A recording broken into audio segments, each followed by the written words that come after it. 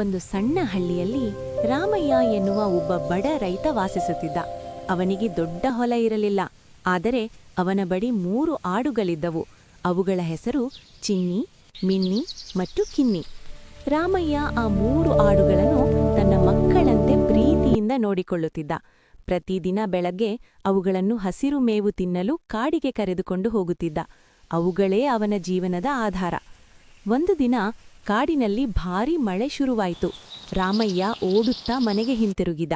ಆದರೆ ಮನೆಗೆ ಬಂದಾಗ ಅವನು ಗಮನಿಸಿದ, ಚಿನ್ನಿ ಮಾತ್ರ ಮನೆಗೆ ಬಂದಿದೆ, ಮಿನ್ನಿ ಮತ್ತು ಕಿನ್ನಿ ಕಾಣಿಸಲಿಲ್ಲ.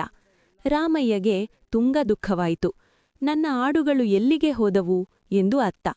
ತಕ್ಷಣ ಮತ್ತೆ ಕಾಡಿಗೆ ಹೋಗಿ ಹುಡುಕಲಾರಂಭಿಸಿದ. ಸ್ವಲ್ಪ ದೂರ ಹೋಗುತ್ತಿದ್ದಾಗೆ ಒಂದು ದೊಡ್ಡ ಗುಂಡಿಯಲ್ಲಿ ಮಿನ್ನಿ ಮತ್ತು ಕಿನ್ನಿ ಸಿಕ್ಕಿಕೊಂಡಿದ್ದವು.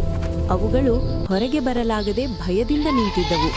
ರಾಮಯ್ಯ ತನ್ನ ಪ್ರಾಣದ ಪರವಾಗಿಯೂ ಯೋಚಿಸದೆ ನಿಧಾನವಾಗಿ ಅವುಗಳನ್ನು ರಕ್ಷಿಸಿದ. ಆಡುಗಳು ಕೂಡ ತಮ್ಮ ಮಾಲೀಕನ ಪ್ರೀತಿಯನ್ನು ಅರಿತು ಅವನ ಜೊತೆ ಮನೆಗೆ ಬಂದವು. ಆ ದಿನ ರಾಮಯ್ಯಗೆ ಒಂದು ಪಾಠ ಕಲಿತು. ನಾವು ಯಾರನ್ನಾದರೂ ಪ್ರೀತಿಯಿಂದ ನೋಡಿಕೊಂಡರೆ ಅವರು ಕೂಡ ನಮ್ಮ ಮೇಲೆ ವಿಶ್ವಾಸ ಇಡುತ್ತಾರೆ.